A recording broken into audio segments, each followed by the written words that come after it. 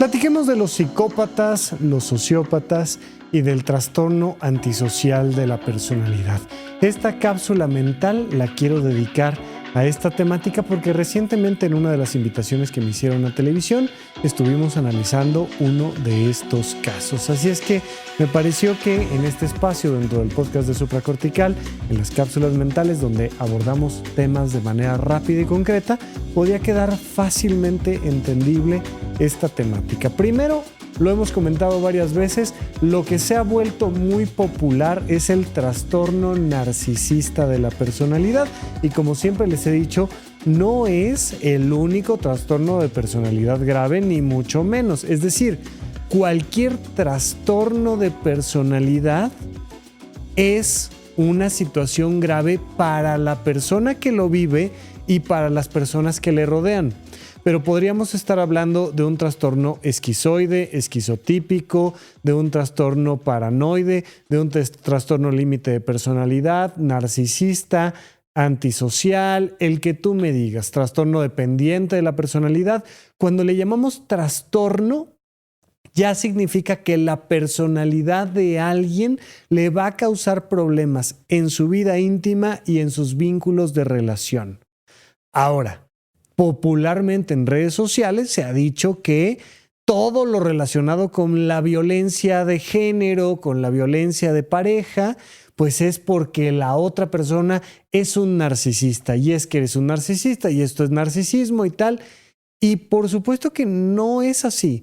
Es una de las muchas maneras en las que podemos enfrentarnos a un problema en una relación interpersonal, pero muchas veces se da la violencia de género y la violencia en pareja sin necesidad de que haya un trastorno de personalidad del otro lado. De hecho, lo triste es que muchas personas que no tienen un problema grave diagnosticado de salud mental cometen actos delictivos, agresivos, terribles contra las otras personas. Entonces, es importante que entendamos que no solo existe el trastorno narcisista de la personalidad. En esta ocasión, nos vamos a enfocar en los psicópatas y los sociópatas.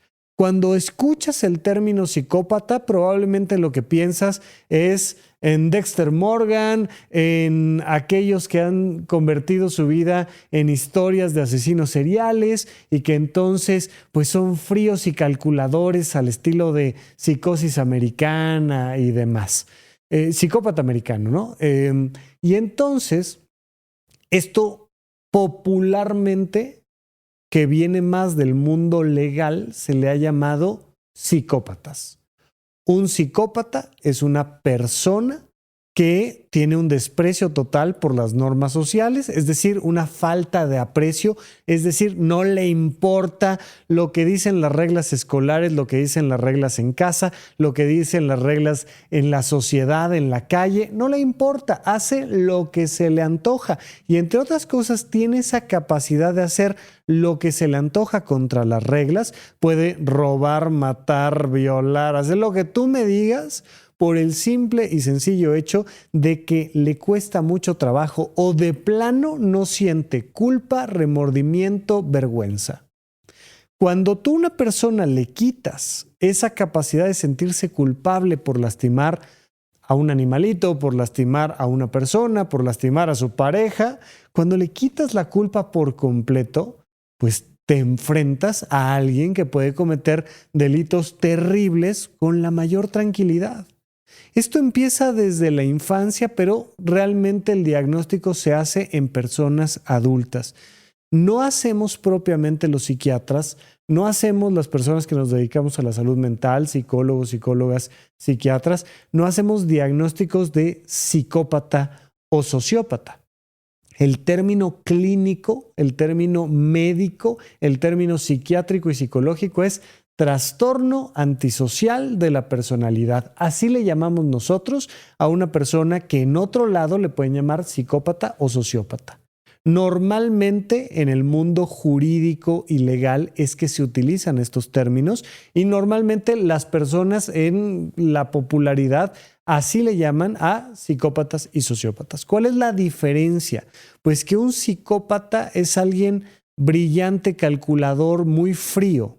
Mientras que un sociópata es más bien de bajo funcionamiento, impulsivo, le podríamos llamar incluso tonto. Pero ambos comparten esta característica de que con la mayor tranquilidad asaltan, roban, defraudan, ¿no? En este caso que estuvimos viendo en la televisión, estábamos escuchando de una persona que golpeó a su esposa estando embarazada con la mayor tranquilidad, defraudó a un amigo suyo por varios miles de pesos, por varias decenas de miles de pesos, porque le vendió un auto que ni siquiera era suyo, pero además no se lo iba a entregar, pero además tenía ya el antecedente de haber olvidado por completo a otro hijo, al menos un hijo que tenía por ahí no reconocido, pero ya platicando con la mamá nos dice que desde niño lastimaba animales hasta matarlos. Y entonces, pues, evidentemente estábamos frente al caso de un psicópata o sociópata.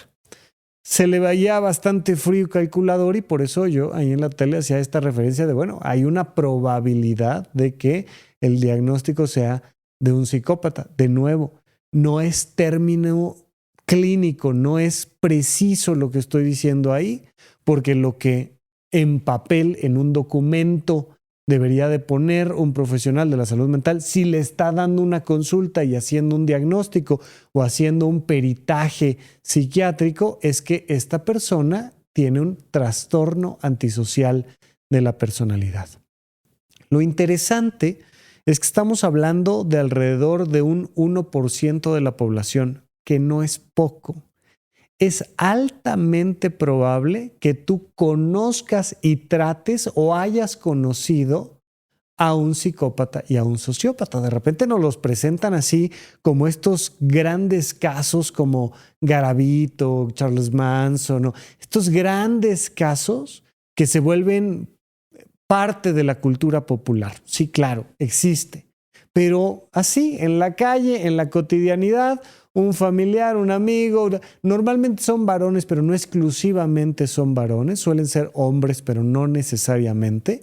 Pero frecuentemente te vas a encontrar con algún psicópata, algún sociópata, y de hecho hay lugares donde los encuentras más frecuentemente. Pues por supuesto, si te metes al mundo del crimen organizado, te vas a encontrar con un montón de psicópatas y sociópatas, pero también si te metes del lado de los, entre comillas, buenos, ¿no? En el mundo de la policía, la milicia, la política, también te vas a encontrar con muchos de estos. ¿Has escuchado por ahí el término de un delincuente de cuello blanco? Pues no rara vez estos delincuentes de cuello blanco, estas personas que dirigen a los países más poderosos del mundo, no rara vez han sido o han presentado características que podrían coincidir con este trastorno antisocial de la personalidad.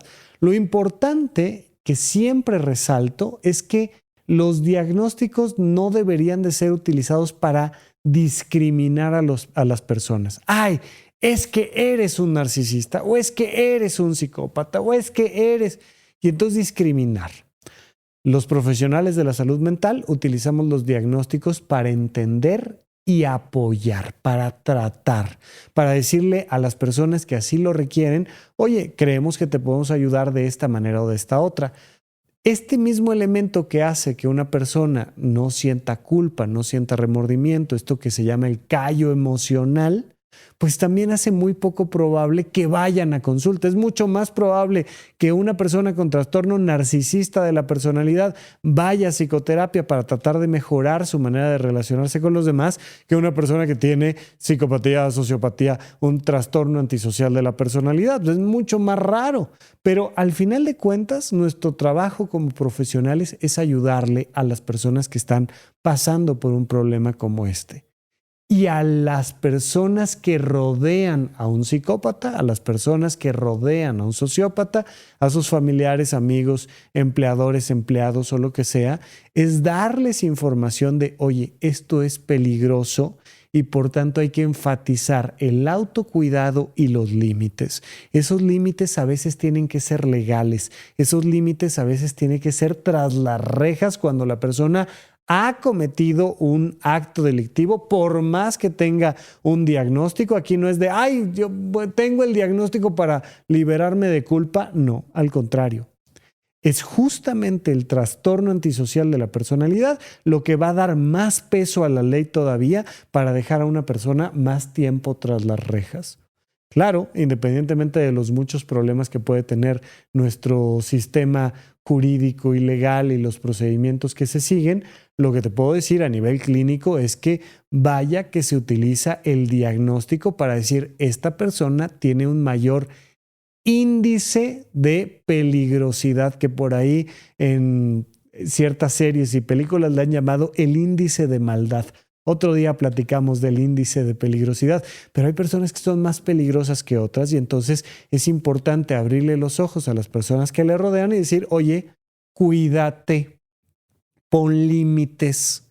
No es nada más de discriminar y juzgar. No, es, oye, vamos a tratar entre todos de construir una mejor sociedad y si tú no tienes el diagnóstico, pero estás cerca de alguien, cuidarte, autocuidado y límites. Y si una persona tiene el diagnóstico, atenderse. Esa es la intención. Pero bueno, quería platicarles un poco sobre este trastorno antisocial de la personalidad, estas personas que son psicópatas o sociópatas y que la diferencia está normalmente en términos legales de su nivel de funcionamiento. Cuando son más inteligentes, más capaces, más fríos, más calculadores, más predadores, entonces hablamos de los psicópatas. Y cuando estamos abajo, estamos hablando de personas impulsivas, violentas, que no calculan, que son un poco de menos funcionamiento intelectual, entonces estamos hablando de los sociópatas. Pero para el mundo clínico de la psiquiatría, todo eso se llama trastorno antisocial